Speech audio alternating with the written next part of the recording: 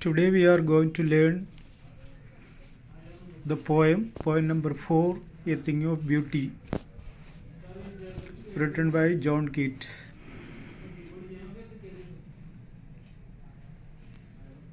Poem number 4, A Thing of Beauty, written by John Keats.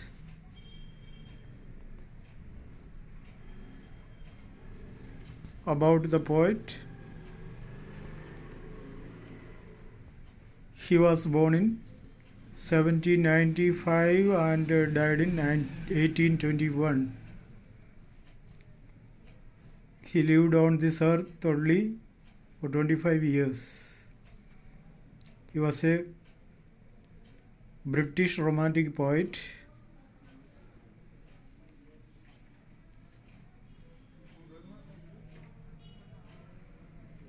Was born on 31st October 1795 at Moorgate, London, England. Moorgate, London, United Kingdom, and died on 23rd February 1821 in Rome, Italy.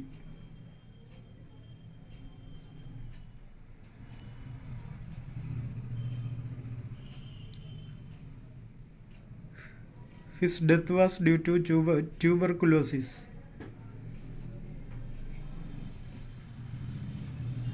John Keats was born on 31st October 1795 and died on 23rd February 1821. He died at the age of 25 because of tuberculosis. He was born in Moorgate, London, United Kingdom, and died in Rome, Italy. He was a romantic poet. Although trained to be a surgeon, Keats decided to devote himself wholly to poetry. Surgeon रहे, नौकरी छोड़ के poetry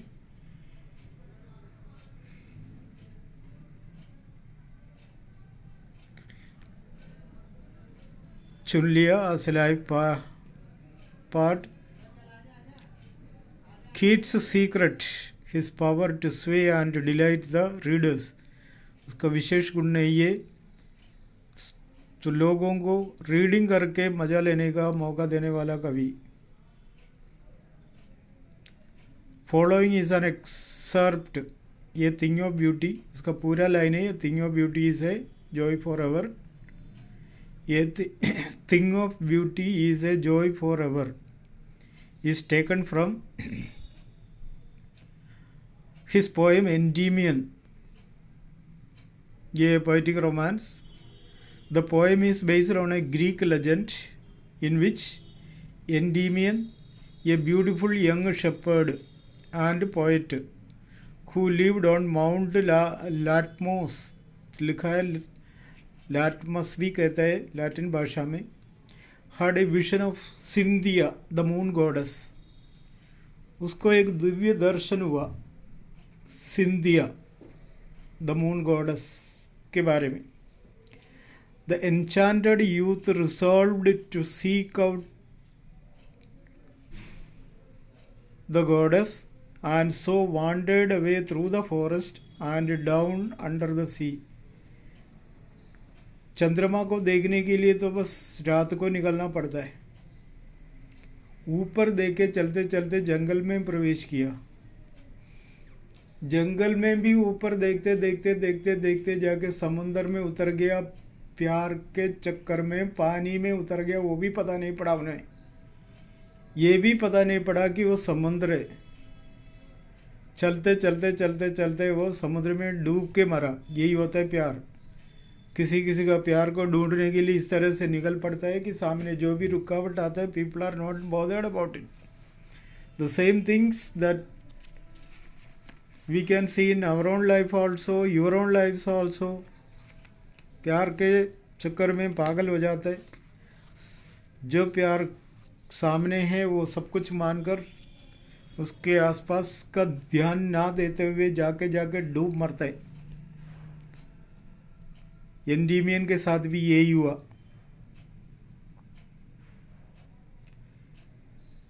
Endymion के बारे में we can see a lot of things and stories are there.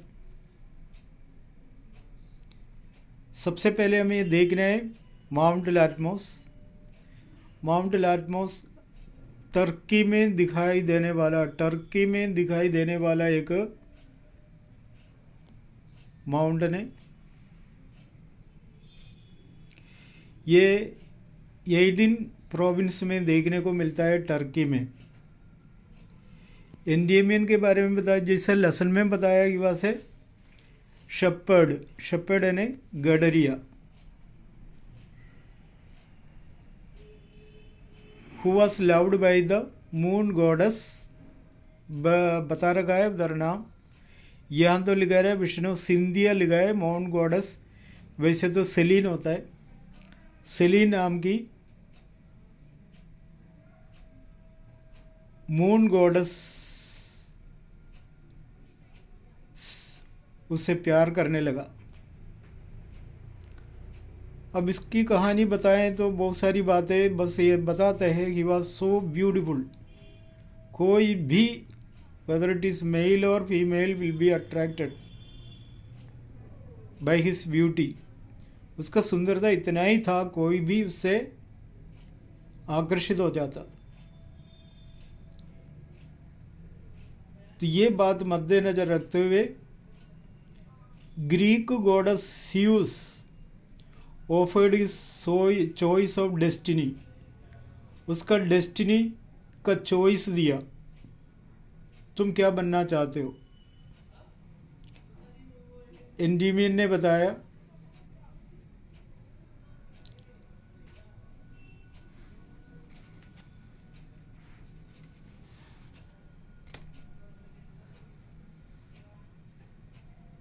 उसको अमृत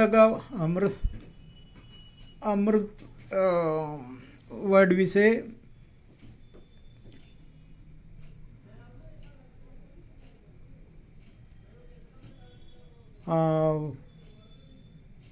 I don't know what we say in Hindi.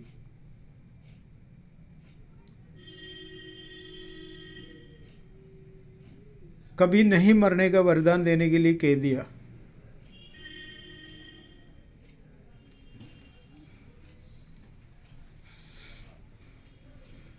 उसी के वरदान के आधार पर उसने ये भी बोला, मुझे हमेशा जवान रहने का इच्छा है, and at the same time I want to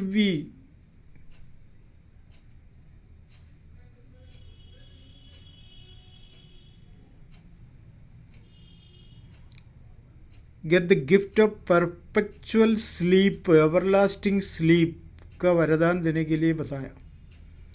एक तो मर चाहता था, दूसरा हमेशा जवान रहना चाहता था, और तीसरा उसको हमेशा सोते रहना है.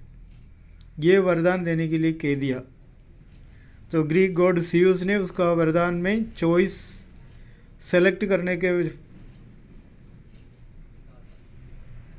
पश्चात उसको लैटमोस माउंटेन के एक गुफा में रखा गया. वो वहाँ हमेशा सोते रहते थे. सिंधिया को उससे प्यार हुआ, दैट मीन्स यहाँ जो बता रहे सेलिन को उससे प्यार हुआ. वो हर रात उससे मिलने के लिए और उस गुफा में आती थी. हर रात गुफा में मिलने आती थी और उसके साथ समय बिताते थे. कहा जाता है इस संपर्क में उसको 50 लड़कियां हुआ. कहा जाता है ये सेलिन खुद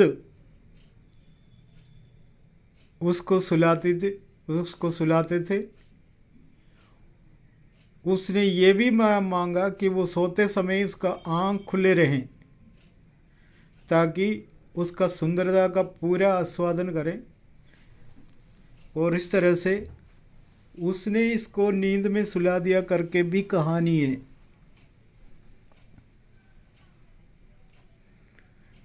कुछ भी हो, he spent much of the life in perfect sleep, perpetual sleep, everlasting sleep। यहाँ बता दिया उसका सोते वक्त आंखें खुली रहने का वरदान। इससे जो सिंधिया मिलने आती थी और कभी कभी चांदनी रोशनी में वो उसको देखा भी करता था, उससे प्यार भी होने लगा। जब वो जाग जाते थे उसको ढूंढते ढूंढते निकल पड़ते थे। ढूंढते ढूंढते ढूंढते रात हो गई। रात को जंगल में प्रवेश किया। जंगल में घूमते घूमते घूमते वो समुद्र के किनारे पहुंच गया। पानी का किनारे पहुंच गए तो ऊपर का सूरज पानी में नज़र आता है। तो उसने सोचा ये पानी में जो दिखाई देता है तो वही है। उसके पास पहुंचने के लिए समुद्र में उतर गए और समुद्र में मर गए, डूब के मरा। उसके बारे में ये कहानी बताया जाता है। ग्रीक मिथोलॉजी में ये सारी कहानी उल्लेखित है और इस तरह की एक कहानी है उसके हिसाब किताब से। और जगह में ये बताते हैं उसको एक पनिशमेंट के रूप में ये गुफा में रखा था। उसको हमेशा सुलाया करता था क्योंकि ये सीवियस का पत्नी से सेक्सुअल अटेम्प्ट किया था, जिसकी वजह से सीवस ने उसको गुफा में सुलाते रहा ताकि वो उड़ के ना आए। इस तरह भी उसके बारे में कहानी है।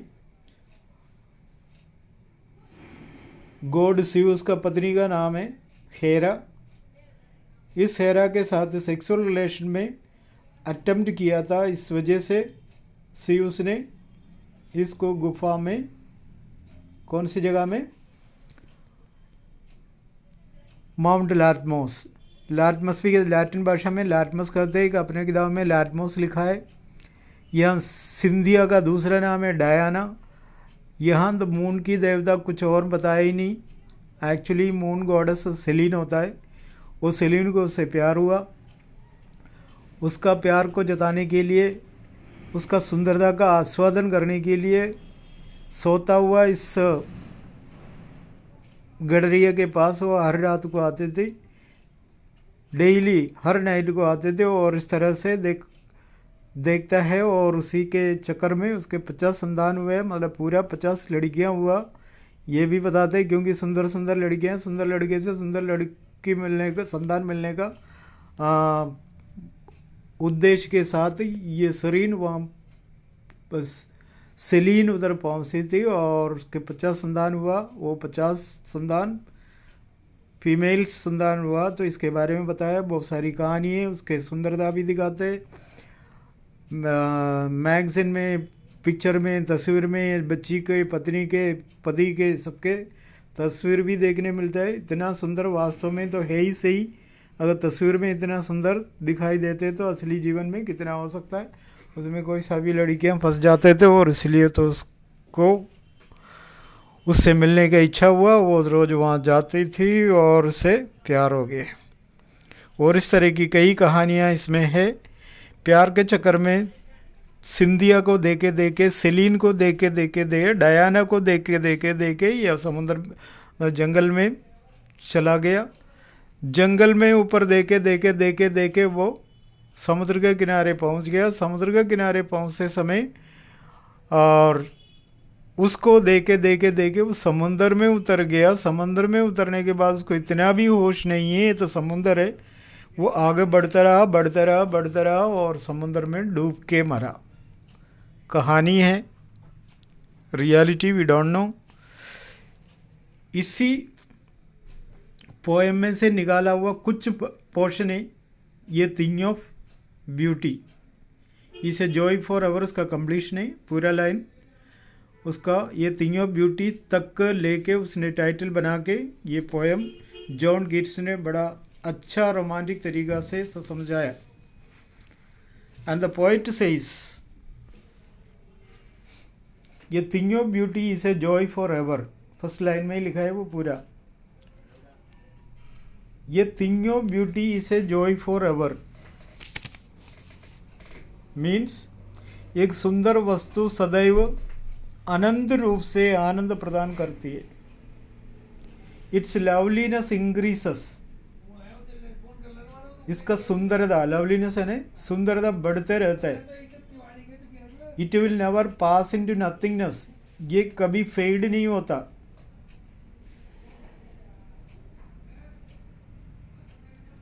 पास है फेड इनटू नथिंगनेस, ये कभी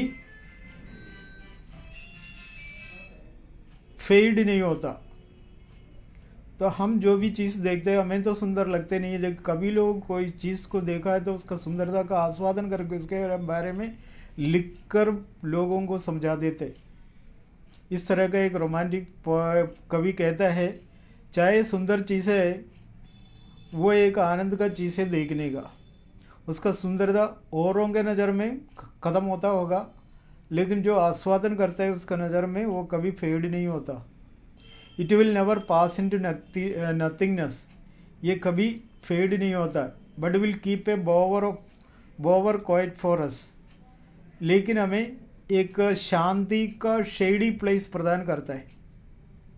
सुंदर चीज़ देखें तो अपना बेचैनी सब खत्म हो जाते हैं, जो टेंशन है वो ख़त्म हो जाते हैं। हम पसीना बहा के धूप में खड़े रहे तो हमें ऐसा लगता है हम तो किसी पेड़ के छाए में खड़े रहते हैं और ऐसे माहौल में पहुंच जाते। That is depending on our vision, our thinking, our respect, our respond to that beautiful item. But will keep a bower quiet for us and a sleep full of sweet dreams, नींद में अच्छा अच्छा सपना लाते। And health and quiet breathing, और वो quite यानी काम, शांत वातावरण प्रदान करके हमें किसी छाए में रखने का माहौल प्रदान करता है। According to the poet, a thing of beauty is a joy for ever. ये thing of beauty is a joy for ever, its beauty always increases, it never ceases, it never stops, it never reaches the state of nothingness, it never fades away. And the thing of beauty provides us the joy like a pleasant and quiet shelter under a tree. अगर हम पेड़ के नीचे खड़े रहने का, छाए में खड़े रहने का जो आनंद हमें मिलता है, that we will get from a beautiful thing. It provides us ये sound sleep which is full of sweet dream. ये हमारे लिए साउंड स्लीप प्रदान करता है, which is full of dreams, sweet dreams, अच्छे अच्छे सपना देके सुला देते। एंड काम एंड एफर्टलेस ब्रीथिंग, आराम से श्वास लेके सोने का माहौल बनाते। So in this way the poet says that a beautiful thing is a joy for ever and its loveliness increases, it will never pass into nothingness but will keep a bower quiet for us and a sleep full of sweet dreams and health and quiet breathing. ये कहकर हमें सांत्वना देते हैं। Read the poem and try to understand the meaning. Okay.